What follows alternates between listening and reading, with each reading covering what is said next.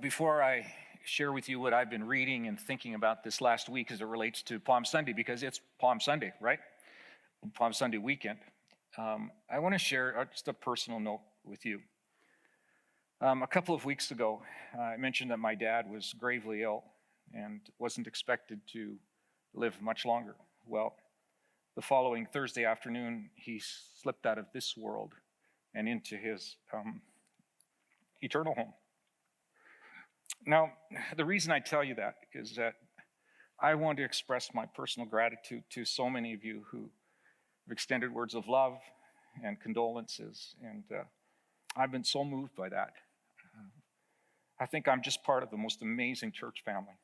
You've been gracious and good, and I'm so grateful for you, so thank you.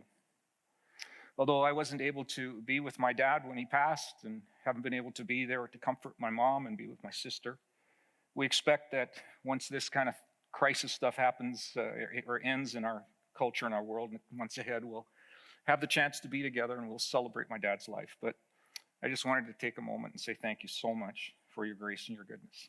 Okay, now for today, it is Palm Sunday weekend.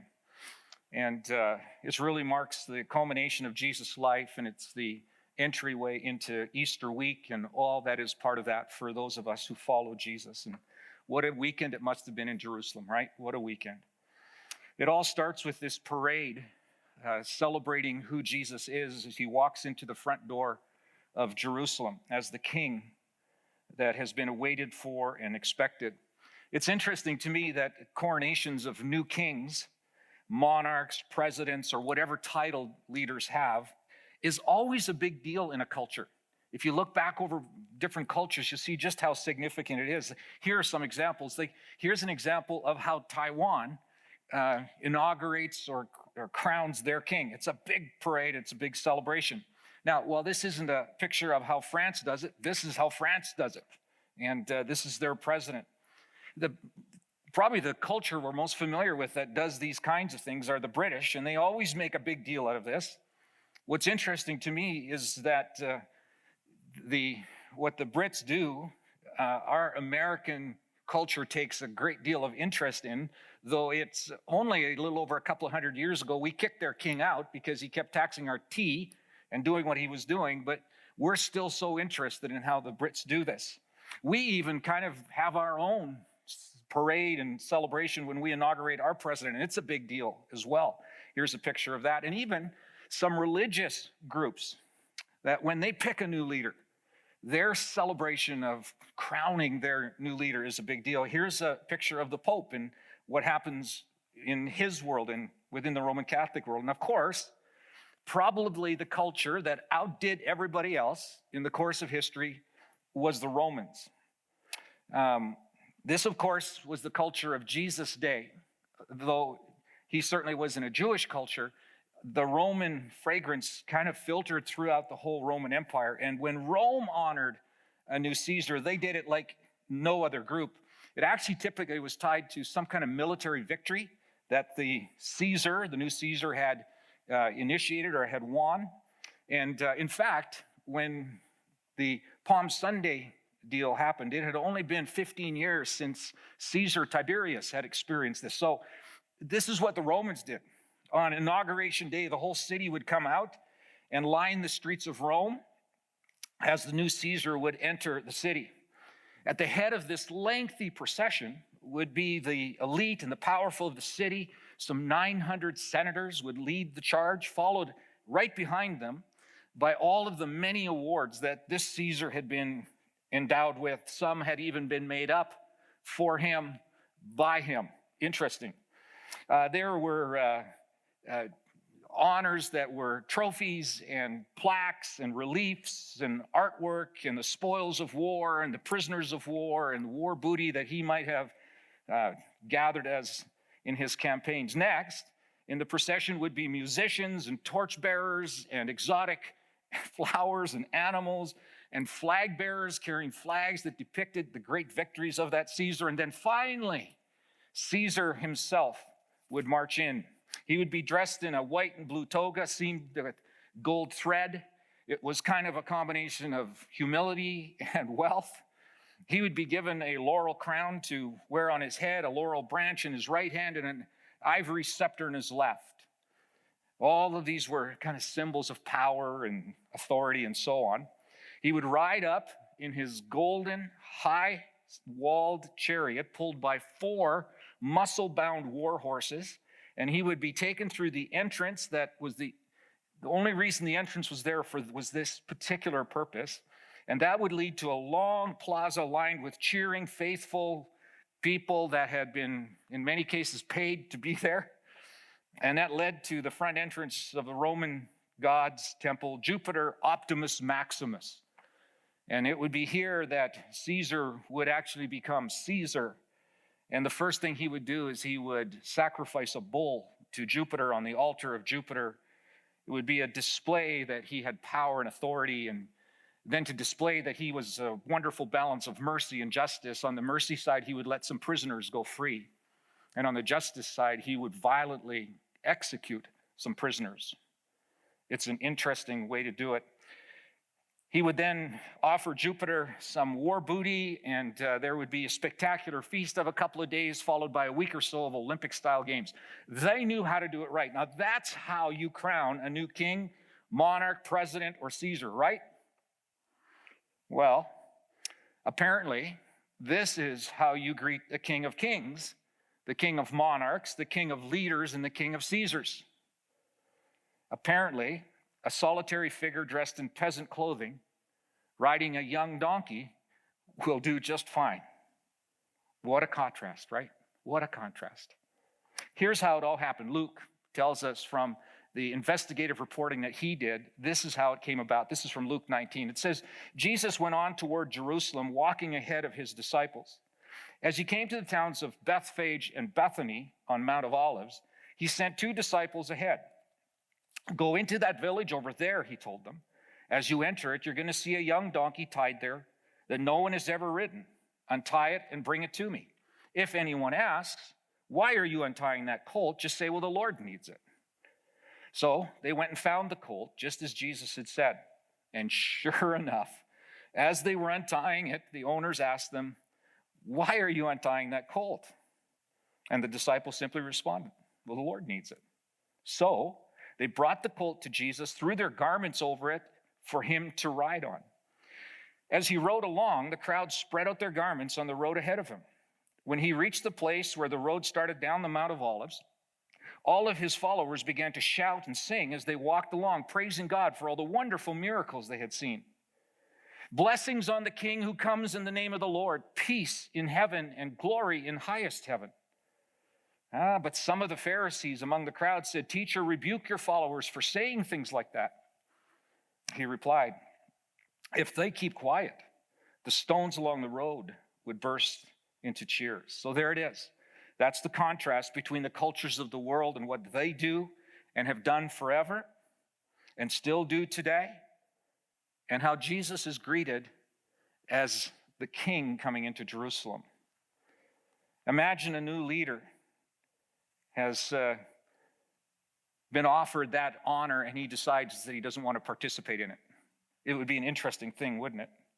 In 2015, just to give you an example, in 2015, the new Pope of the day, Pope Francis, visited our country, and he raised eyebrows because the lead story in the cable news outlets picked this up, this image that they saw. It's an image of the Pope in his little car, in his Fiat 500, instead of the typical Pope-mobile or an armored SUV. It's interesting, the car that he drives in has less protection and less plush opulence than the people who are protecting him. It raised eyebrows because it was so different, it was so odd, it was so countercultural. And so here you have this contrast between how Rome coronates their Caesar and how Jesus comes into his crowning moment in Jerusalem. It's an amazing contrast. Here he is, Jesus in Jewish culture, saturated by Roman influence, and he still does it his own way. But here's the question, what does it all mean? What's the significance of Palm Sunday? And what, if anything, is Jesus trying to communicate with his countercultural approach? Well, this is what it means. It means that Jesus is king. That's what it means. When the people who lined the streets that Sunday shouted, "Blessing on the King who comes in the name of the Lord," they were making a declaration that Jesus was the King. Not a king, the King. The King. Well, what significance is there to that? Why does that matter so much? Well, this is what this text that I read teaches us. What people of Jesus' day needed at that time, just like we in our time, need to know that there is someone bigger and stronger than the difficulties that we face. Someone who has authority, somebody who has power, somebody who can change the trajectory, somebody who can influence it and change what is happening. That's what they wanted, what they longed for, and it's what we need as well. What the people on the street were shouting was that the tyrant Caesar and their misguided religious leaders were not ultimately in control. They didn't have the answer for what they really needed. They were stating that Caesar and Rome were not the ones who they were actually looking for to rescue them any longer. That in spite of the oppression and hardship and poverty and lack of social services, overtaxation and living in fear and uncertainty, there was a king who had come. A king who had been promised to them centuries earlier. And this king would set everything right. So you see why people shouted, "Blessings on the King who comes in the name of the Lord." Do you know where that's taken from? That's an Old Testament passage of Scripture, Psalm 118, verse 26. And the whole psalm is this wonderful picture of one day, there is a king that's going to come and he's going to set things right. And that king's going to remind people of King David, Israel's finest, most powerful, most honorable, wonderful king that they ever had. And this new king would look like him and what he would do. This king would restore Israel to her intended beauty and majesty and glory. One day, a new king would come and he would take back what had been lost and stolen. He would rebuild and he would renew and he would settle old scores, and there would be a new hope of healing and wholeness. And today was that day. It was a big deal that the king was being announced. This was the great Jewish hope. But it's interesting. It turns out that it isn't just the Jewish hope, but it's a human hope. It's our hope.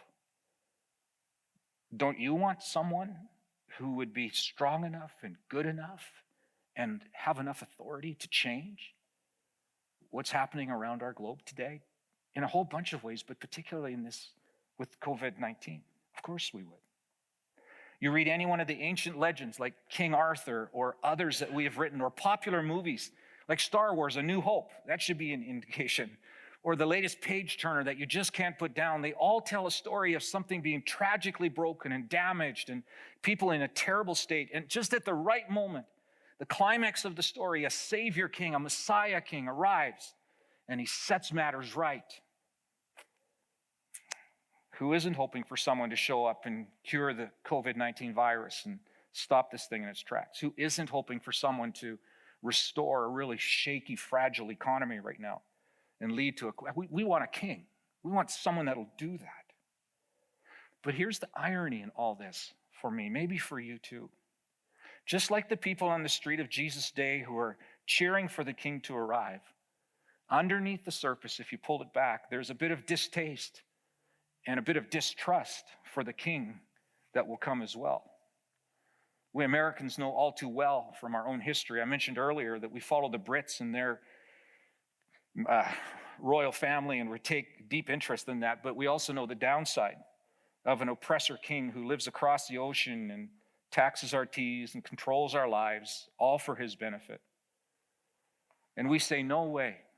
There's no way that we're ever going to give ourselves over to that.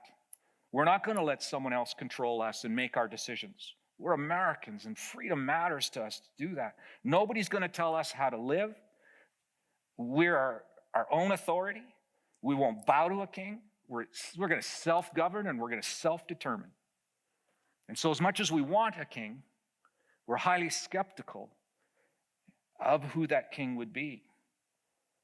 Interesting how we're still so fascinated with kings and royalty, though, isn't it?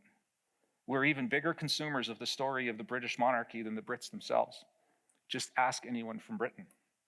In fact, there seems to be something odd about us as humans as a whole, not just Americans, as humans as a whole, there's almost like a hard wiring inside of us that we long for a king, something spiritual within us that we won't, or we can't live without.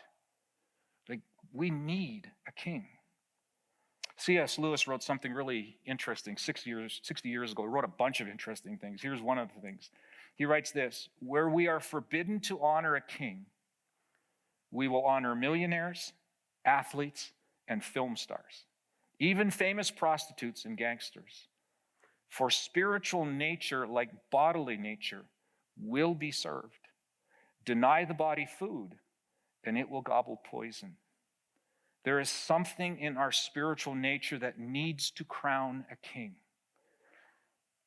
And that becomes a stark reality when we are no longer sure that the king that we may have crowned is actually big enough, has enough authority, and is good enough to get us out of what the king that we have crowned has gotten us into. You see, when we're not sure that our lives aren't going to be touched by this COVID-19, or we're not sure that our careers are going to withstand what's going on right now, we're not sure that the people we love are going to survive this crisis. We're not sure our retirement fund that we was so confident till just a few weeks ago was going to carry us through, or the degree that we had worked for will actually ever have it in our hands or be able to celebrate. Whatever it is the thing that we have crowned in our lives, when that no longer works, this is when it becomes so clear to us that having the right king, the best king, the king that actually is stronger, better, and able, comes in full, stark relief for us. It's like somehow the human race subconsciously knows that before the world was ever formed, all created beings stood before a glorious king. Absolute splendor, power, justice, beauty, holiness, compassion. And so even without recognizing who that king is, it seems like we're hardwired to worship that king, but we have lost that. And ever since we've lost that, we have tried to find a worthy king, and we have not had success with it. From the very first book of the Bible all the way through to Luke's investigative report that we just read, everything seems to point to what Genesis says, that one day there will be a king that will stomp on the head of the serpent, our great enemy, and he will reign, and he will restore, and he will bring things new, and we long for him, but we're impatient with him. We don't know him well, and so we take our own king and we celebrate somebody, we crown somebody other than who walked into Jerusalem on that day.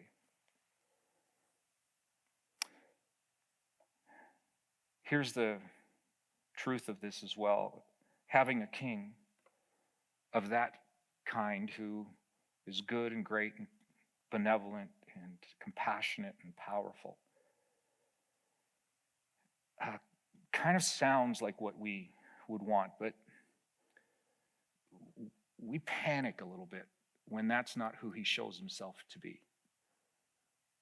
It's like we have this idea that he might be like that, and then he does something or allows something that confuses us or upsets us or disappoints us.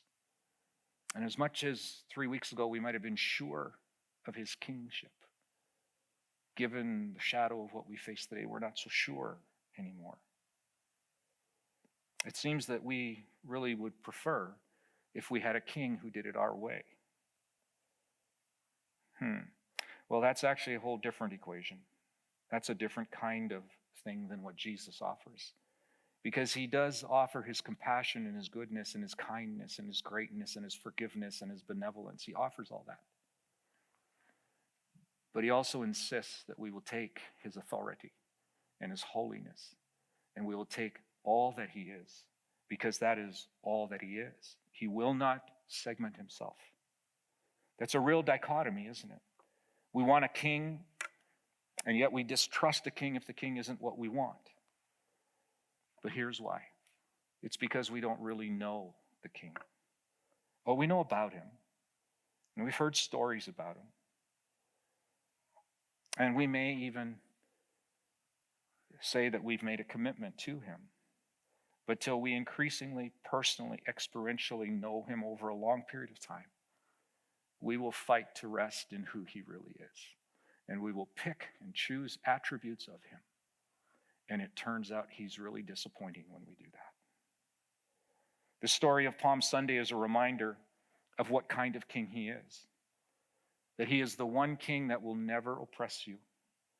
You see, he is the humble king. He's the servant king. You could even say he's the weak king.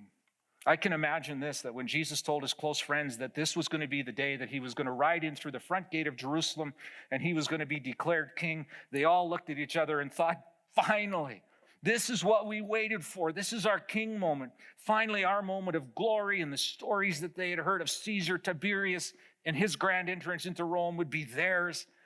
And they couldn't wait for it till Jesus turned to them and said, guess what? I'm riding in on a donkey. Where's the 4 muscle-bound war horses? No, I'm riding a donkey. What? You see, this Jesus is different than most other kings, than all other kings. He's a king who rides into his coronation on an unbroken donkey colt fit for a child or a hobbit. And it just isn't reasonable for a king to not come in some opulent, grand show of power and might, but Jesus doesn't do it. He rides into his coronation with peasants and marginalized people leading not a procession of the rich and the wealthy and the famous, but the ordinary, the broken, the weak. Around him are the spoils of war that are treasures more valuable to him than anything, more valuable than the treasures, well, by far more valuable than the treasures that Rome presented.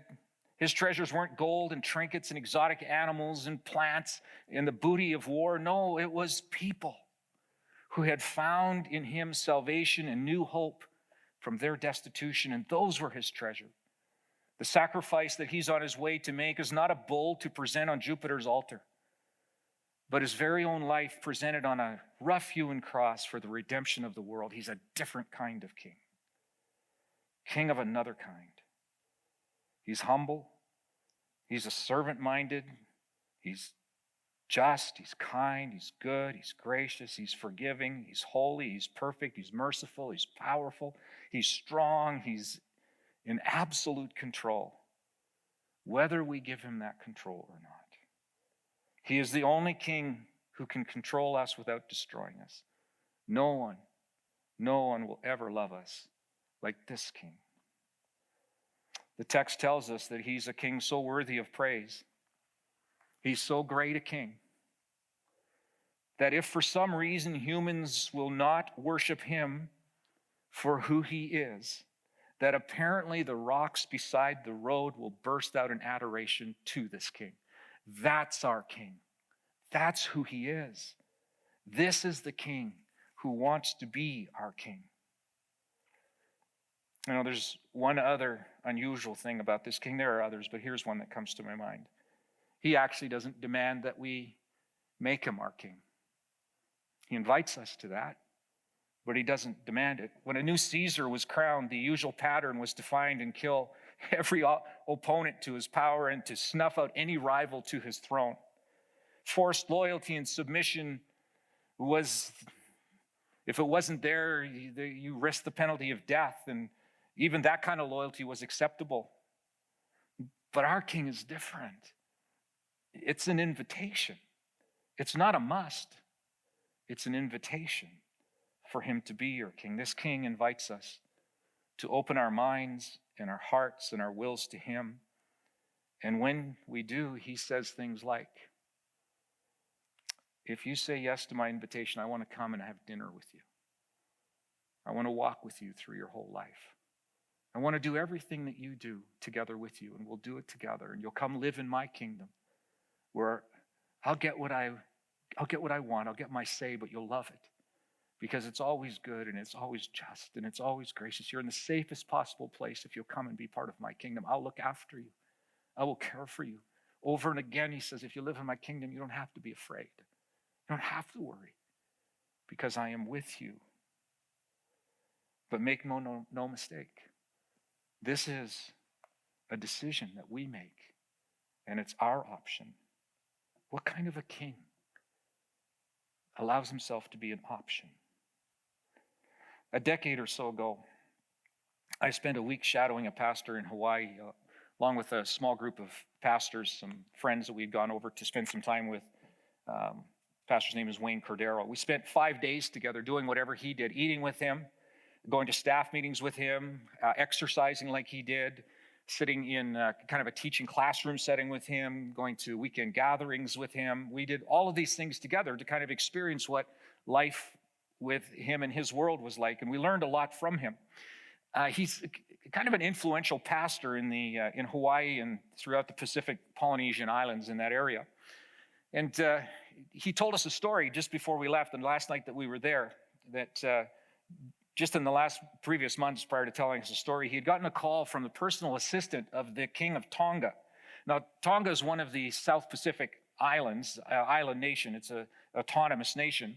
And the King of Tonga was heading to San Francisco for some medical treatment. He had his assistant call Pastor Wayne and ask whether he could stop in and visit with him over dinner one night. Of course, Wayne said, yes, by all means, you can do that. So the king arrived, and because he's a head of state, the Secret Service are involved, as well as he has his own security entourage. And in the caravan of black SUVs, they left the airport and arrived at Pastor Wayne's ministry center. And there was a certain protocol that Wayne had been told that he needed to abide by because he's the head of state, and they wanted to honor him appropriately. And very early on, it became clear that this protocol was like legit. The king's personal assistant was the only one that could cook food for the king. And so they waited at the ministry center while that assistant cooked food. And when he brought it in, oddly enough, he brought it in on his knees and presented it to the king on his table, and then on his knees backed out. That's just the protocol of how it worked. They had a wonderful time together, and King of Tonga took off the next day for San Francisco, got some medical treatment. A couple of weeks later, his assistant called again and said, hey, the king's coming back through Hawaii. He would like to be at one of your weekend services. Would you be okay with that? Of course, Wayne said, for sure, that's no problem. However, there was some protocol there as well. The protocol was for that particular South Pacific culture was that the king had to sit above the head of whoever was presenting. So they had to build a dais over top of the seats in their auditorium so the king could be there. And so the king arrives, and there again is his personal assistant, and Wayne took notice of it. This assistant stood by the king throughout the whole thing, just waiting if the king needed anything, that he would be available for whatever the king needed. Following the service, the king left, and that afternoon, Wayne got a call from his personal assistant again saying, hey, the king is leaving tomorrow, but he'd love to have breakfast with you at 6 a.m. at his hotel. Would you come? Wayne, of course, did that. So Wayne showed up at 6 o'clock. He was ushered into the king's presence. They had a wonderful breakfast together. And as he's leaving, Wayne turned to the king's personal assistant, who had been so taken by how he approached service to the king. He said, I have something I want to ask you. I'm curious about something. To which the assistant said, of course, what would you want? He said, I noticed that you served fresh squeezed orange juice and fresh sushi at like 6 in the morning. He goes, yeah. He said, what? But there are no orange trees in Hawaii. And the only way you can get those is to buy those at a store. But where did you find them at this hour? He said, yeah. He said, well, last night when the king went to sleep, I ordered up a taxi and I got in a cab, and it took me a couple of hours to find a store that was open that had fresh oranges. And when I finally did find them, I bought them and I brought them back here. And then the fresh sushi, it's actually not available in stores at 6 o'clock. No, I got another cab and I went down to the pier and I talked one of the fishermen into selling me some of the fresh fish that was there. And I got it back here just in time to prepare it for you and the king, which is really something. And Pastor Wayne asked him at that point, he said, so that's extraordinary that you would do that. Why do you do that for the king? He said, are you kidding? I love my king. I love him. You see, several years ago when he invited me to be his personal assistant, I thought it was a real honor to be asked, but I was afraid. I had a job, I had a young family, I had a house, a mortgage to pay, and I didn't know how I was going to do that. And I was apprehensive. And when the king invited me to do this, he saw that and he said, I'll tell you what, said, if you come do this for me, I'll take care of your family. I'll make sure your kids have a good school. I'll look after your home. You trust me with that stuff, and you come and serve me. And that's my invitation. All you have to do is come and serve me. And so I did it.